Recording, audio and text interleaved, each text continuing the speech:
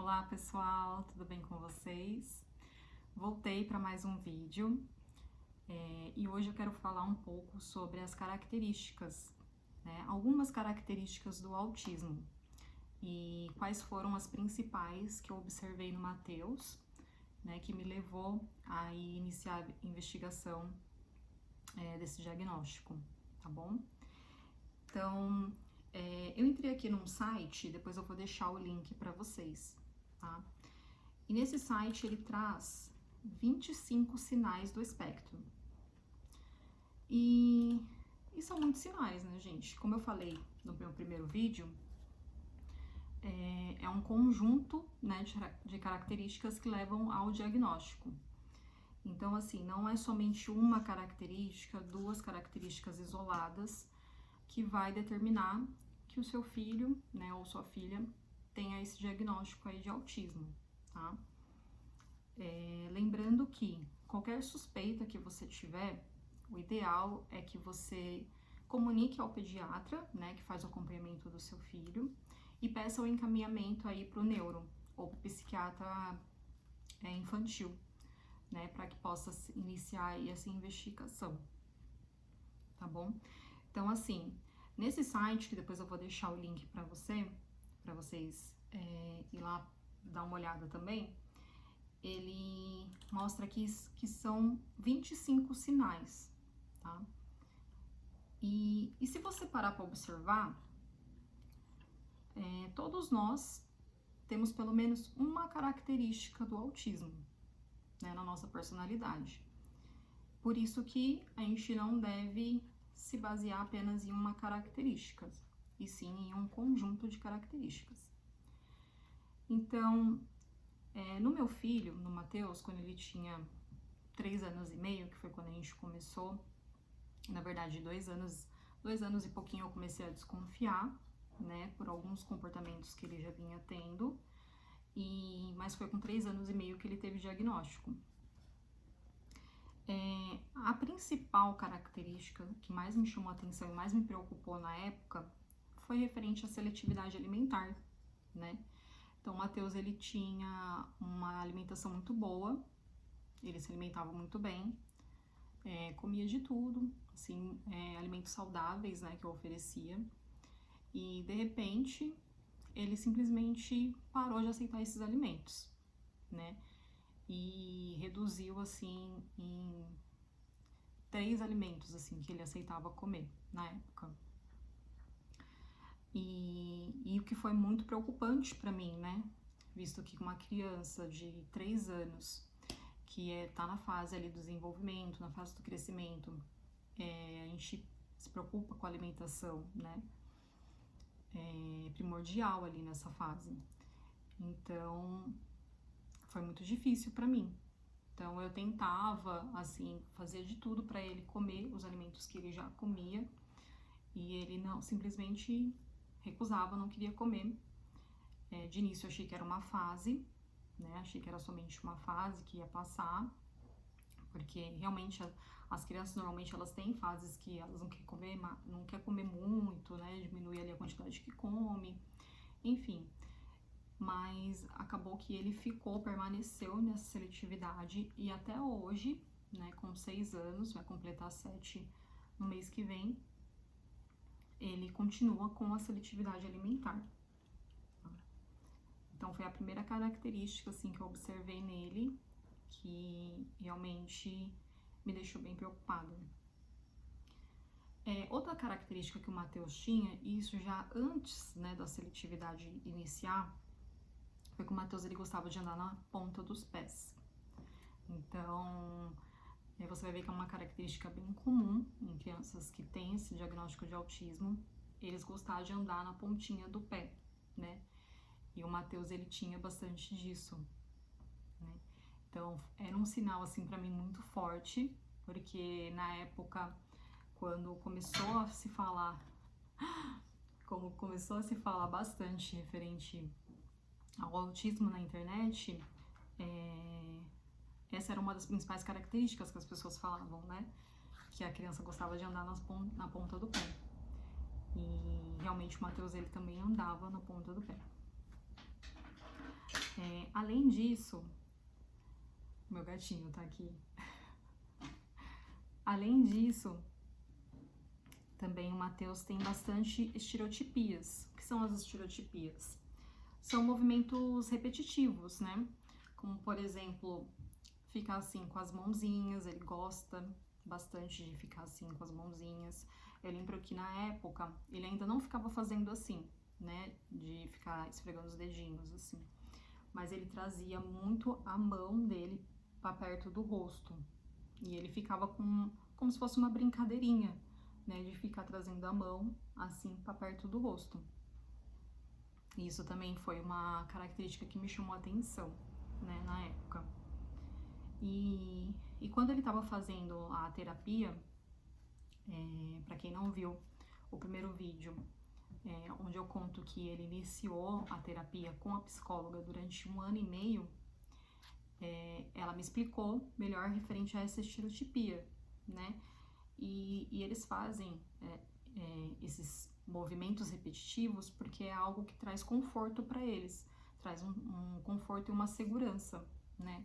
Então, o Matheus, ele gosta de ficar com as mãozinhas, né, esfregando os dedinhos, principalmente em momentos que ele tá muito feliz, muito animado, e aí ele fica bem agitado, aí ele fica com as mãozinhas, fazendo assim, né, esfregando os dedinhos, e isso traz uma segurança e um bem-estar para ele. Além do som, né, que ele gosta também de fazer uns sons nos momentos que ele tá confortável, que ele tá feliz. Aí ele fica fazendo um sonzinho também, com a boca fechada. E isso sempre esteve, o Matheus sempre teve isso, né? Outro dia eu tava assistindo um vídeo de quando ele tinha 1 ano e pouquinho, né? Ele era bem bebezinho ainda. E ele já fazia esse som com a boca. Só que 1 aninho, né? Uma criança de 1 ano, a gente não tem como... uma mãe não vai olhar aquilo como um sinal de autismo, né? Uma criança que ainda nem fala, tá fazendo um sonzinho, eu achei que ele tava já querendo falar as primeiras palavrinhas ali, mas na verdade já era uma característica do autismo que tava ali, né? Então já era uma estereotipia que ele tinha. E junto com essas estereotipias, né, que são os movimentos repetitivos, também vem a ecolalia, que já é quando a criança já fala. Ela já fala algumas palavras, porém, ela fica repetindo por muitas vezes a mesma palavra, né? Então, ela fica sempre repetindo, e ela não...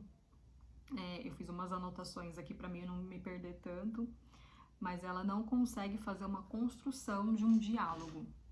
Por exemplo, tem crianças com 2 anos, 3 anos, você já chega, já fala, oi, tudo bem? A criança já sabe responder, já sabe falar o nome, já mostra ali essa compreensão.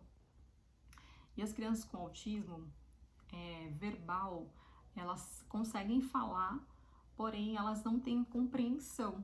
Então, o que eles fazem? Eles emitem um som que eles já sabem, que eles já conseguem falar, e ficam repetindo aquele som. Então, na verdade, eles não estão entendendo e nem se comunicando. Na verdade, eles só aprenderam a falar aquela palavra e estão emitindo, né, aquele som por várias vezes.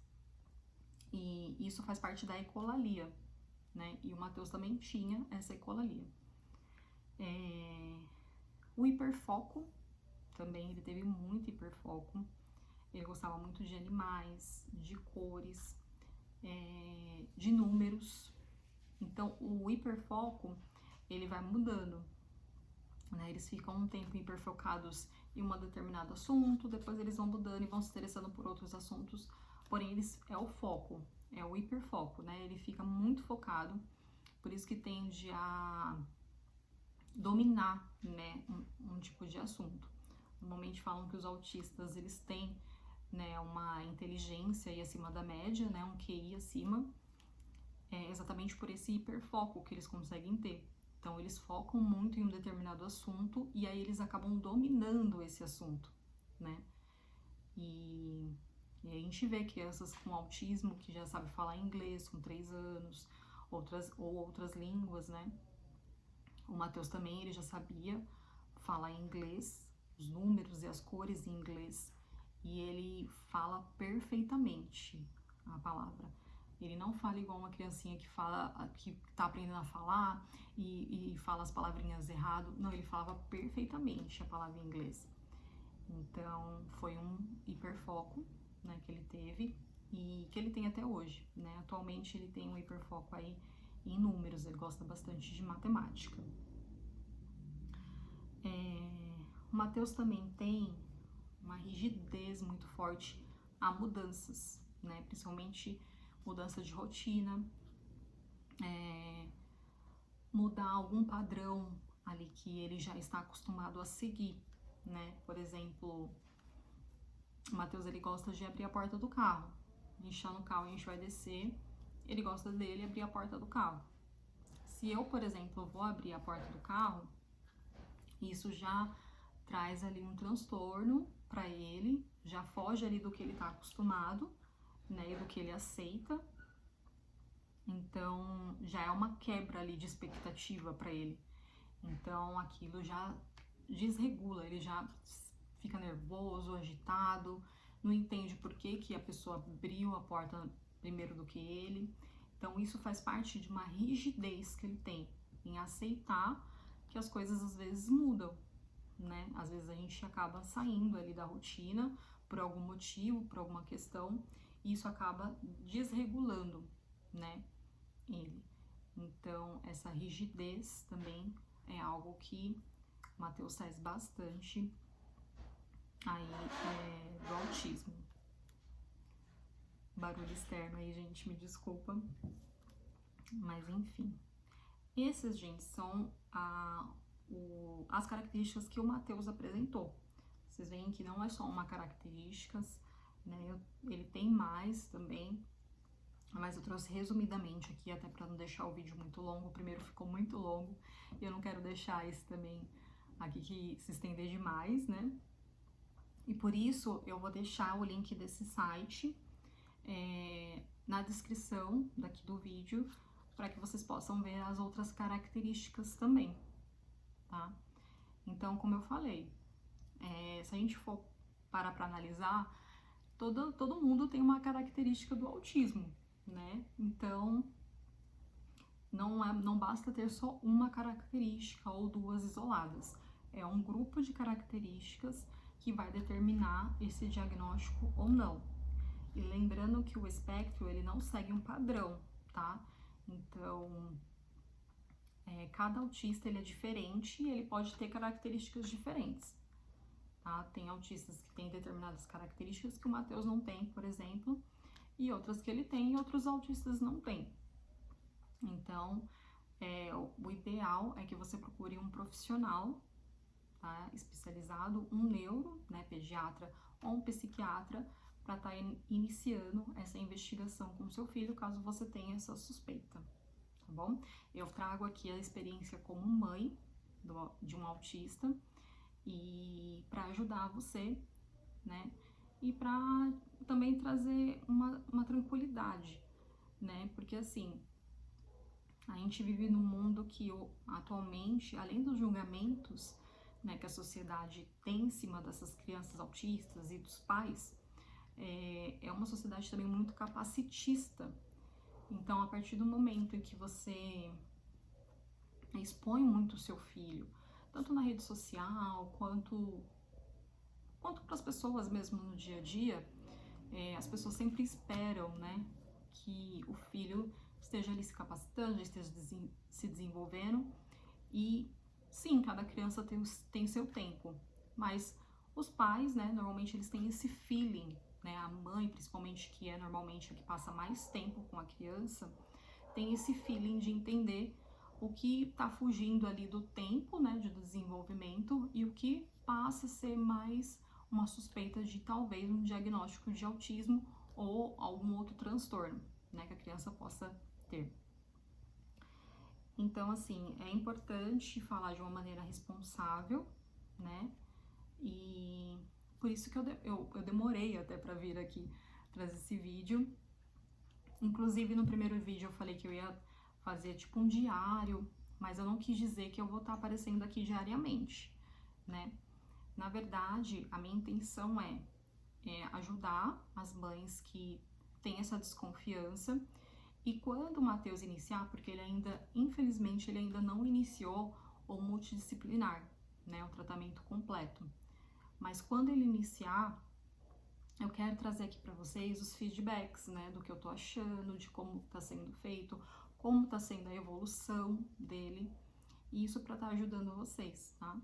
E também, se caso vocês tiverem alguma dúvida, né, alguma sugestão de conteúdo, eu posso também trazer, vocês deixam aqui nos comentários, né, manda mensagem aqui para mim, que eu posso também estar estudando e tá trazendo aqui para vocês como um conteúdo, tá bom? Então, por hoje é isso, espero ter ajudado, um beijão aí para vocês e até mais!